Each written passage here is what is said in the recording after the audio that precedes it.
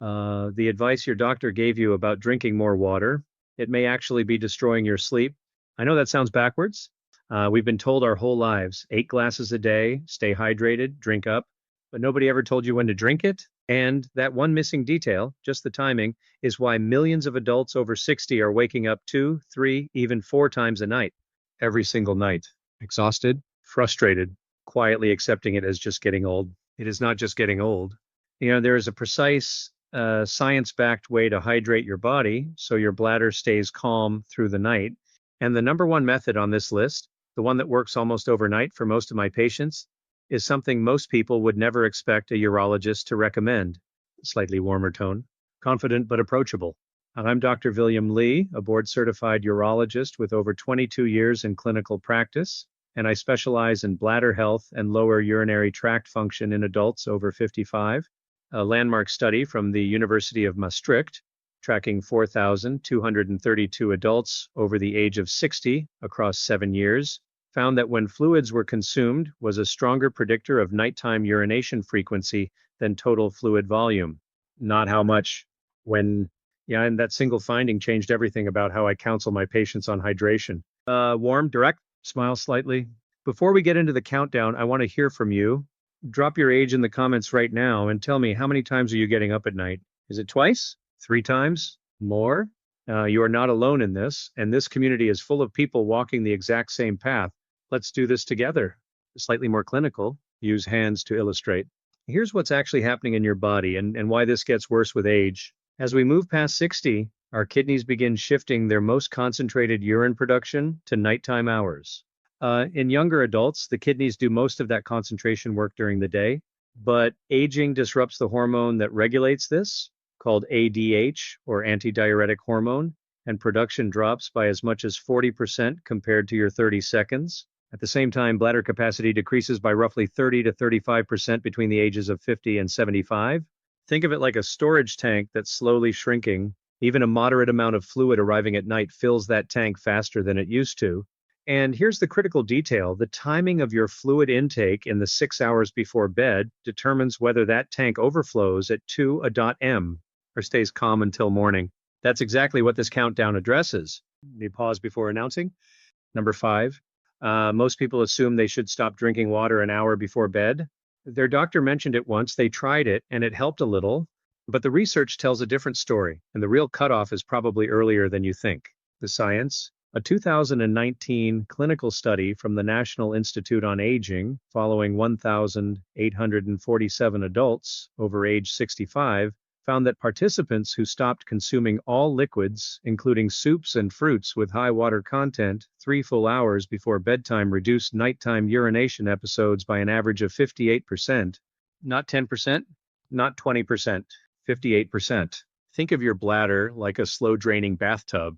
Water you drink at 8 p.m. Doesn't reach your bladder immediately. It travels through digestion, gets absorbed, filtered by the kidneys, and arrives at the bladder anywhere from 90 minutes to 3 hours later. If you go to bed at 10 p.m.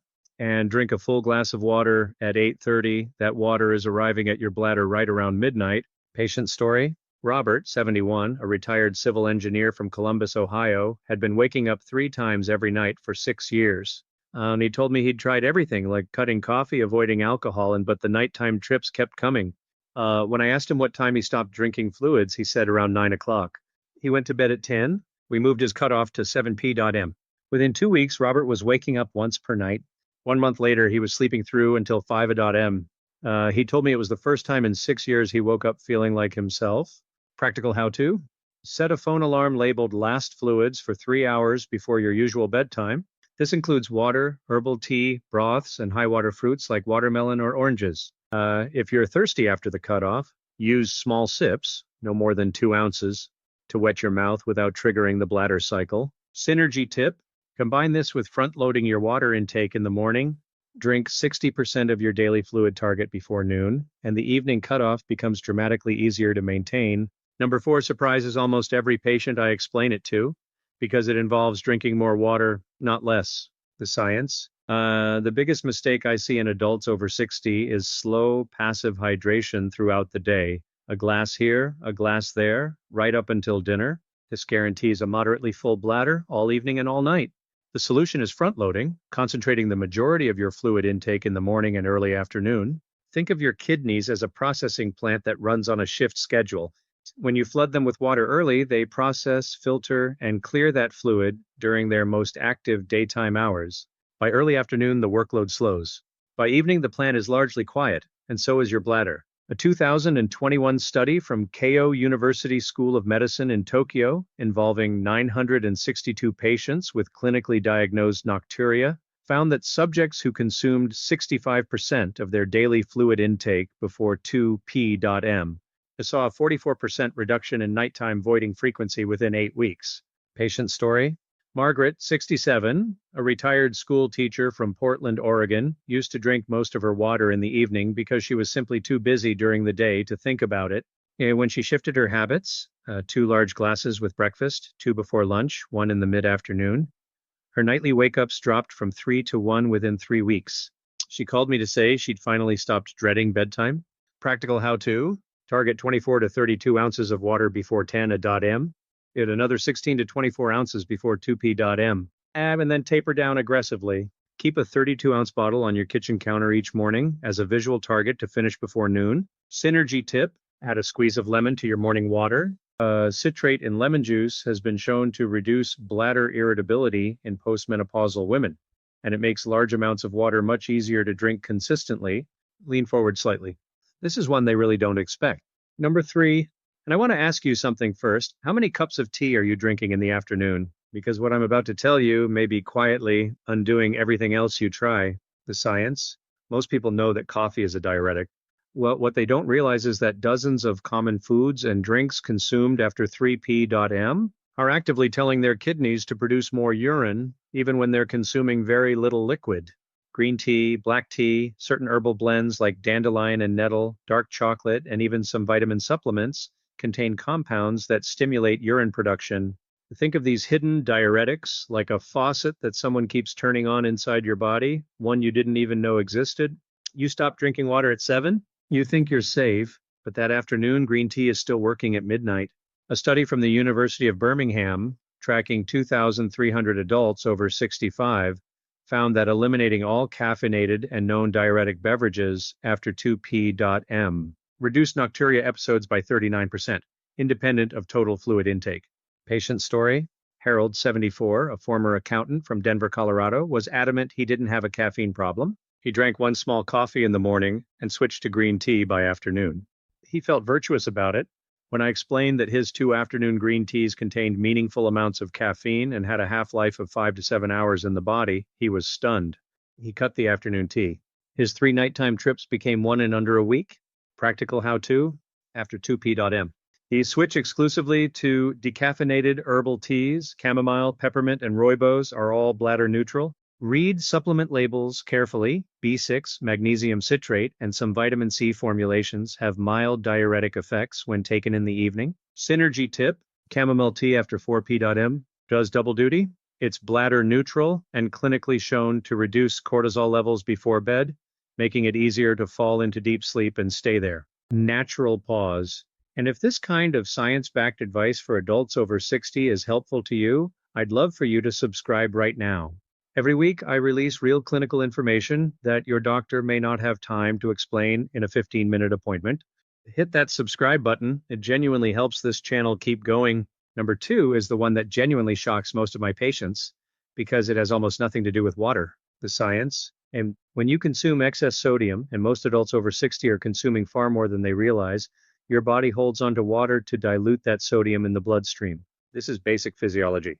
But here's the part that gets overlooked. Your kidneys then work aggressively overnight to excrete both the sodium and the water it's bound to. The result is a significant spike in nighttime urine production. Think of sodium like a sponge that soaks up water inside your bloodstream.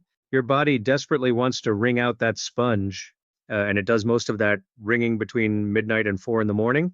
A landmark trial published in the Clinical Journal of the American Society of Nephrology, involving 321 patients with documented nocturia, found that reducing daily sodium intake from 3,500 milligrams to under 2,000 milligrams decreased nighttime urination frequency by an average of 1.4 episodes per night. That's enormous. That's potentially sleeping through the night instead of waking twice. Patient story. Sandra, 69, a retired nurse from Phoenix, Arizona, already knew about hydration timing. She was doing everything right with her fluids and still waking up twice a night. When we did a dietary review, her sodium intake was averaging 3,800 milligrams per day, coming almost entirely from canned soups, deli meats, and store-bought sauces she ate at dinner. She reduced her evening sodium, and within 3 weeks, her nighttime trips dropped from 2 to 0 on most nights. She was sleeping 7 consecutive hours for the first time in 4 years.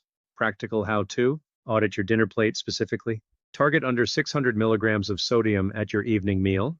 Replace canned soups with homemade or low-sodium versions. Season with herbs, citrus, and vinegar instead of salt. Check labels on condiments. A single tablespoon of soy sauce can contain over 900 milligrams. Synergy tip: pairing lower evening sodium with potassium-rich foods at dinner, bananas, sweet potatoes, white beans, actively supports your kidney's sodium-clearing function and reduces overnight fluid retention further. Pause. Slow down. This is the big one. And here we are.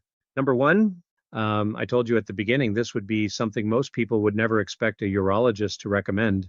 And it's this: the most powerful thing you can do for nighttime bladder calm is not drinking less. It's training your bladder to hold more during the day through a precise timed drinking schedule. The science: the bladder is a muscle, and like every muscle in the body, it responds to training. When adults over 60 begin sipping small amounts of fluid constantly, which is what most hydration advice encourages, the bladder never gets the chance to experience a full stretch cycle. Over time, it becomes hypersensitive. It sends urgency signals at lower and lower volumes. The threshold drops, and then it starts doing it at night. Bladder retraining through structured time drinking works on this exact mechanism. Instead of sipping throughout the day, you drink defined larger amounts at fixed intervals, typically 8 to 10 ounces every 90 minutes during the waking hours. This creates a natural fill and release cycle that gradually rebuilds bladder capacity and desensitizes the urgency reflex. Think of it like interval training for your bladder. You're teaching it to be comfortable with fullness again, so that when you're lying in bed at 2 with a moderately full bladder, your brain doesn't immediately sound the alarm. A randomized controlled trial from the University of Gothenburg in Sweden, involving 588 adults aged 60 to 82 with nocturia of 2 or more episodes per night, found that structured time drinking combined with bladder retraining exercises reduced nighttime voiding by 62% over a 12-week period. 62%. No medication, no surgery, no special equipment. Patient story: Thomas, 78, a retired firefighter from Nashville, Tennessee, had been waking up 3 to 4 times per night for nearly a decade. He had tried medications that left him dizzy, pads he found humiliating, and alarms that woke his wife.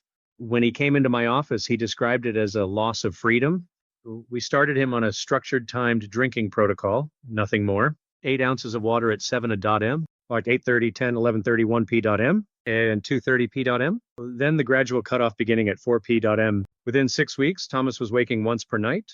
By week 10, he was having 3 to 4 dry nights per week, consecutive hours of uninterrupted sleep. He told me during his follow-up visit, I feel like I got 10 years back. Practical how-to: set 6 alarms on your phone between 7 m and 2:30 p.m. Spaced 90 minutes apart. At each alarm, drink exactly 8 ounces of water. Do not drink between alarms. This creates the fill and release cycle your bladder needs. Maintain this schedule for at least 6 to 8 weeks before evaluating results. Most patients begin noticing improvements within 2 to 3 weeks. Synergy tip: combine time drinking with 5 minutes of pelvic floor contractions 3 times per week. Strengthening the pelvic floor improves your bladder's ability to hold volume comfortably and dramatically increases the results of the retraining protocol. Slow down. Look directly at camera. Warm, direct, genuine. I want to speak to you directly for a moment. Not as a doctor, but as someone who has sat across from thousands of patients who have felt exactly what you may be feeling right now. Getting up multiple times every night isn't just exhausting, it steals something deeper. It takes your sense of control, your confidence in your own body, the simple dignity of waking up rested and ready for the day. And what I want you to hear, clearly from someone who has seen this clinically for over 2 decades, is that this is not inevitable. The human body at 65, at 70, at 78 still responds to the right inputs with remarkable results. Aging is a biological process with real mechanisms, and real mechanisms can be influenced. Every single person I mentioned today, Robert, Margaret, Harold, Sandra, Thomas, they didn't get younger. They got smarter about their biology, and they reclaimed something they thought was gone forever. You can do that too. So tell me, which of these strategies are you going to try first? Drop your age in the comments and let me know. This community is reading, I am reading, and your experience matters. And if you want real science like this every single week, practical, peer-reviewed information designed specifically for adults over 60, subscribe to this channel. You deserve accurate answers, not guesswork. I'll see you next week.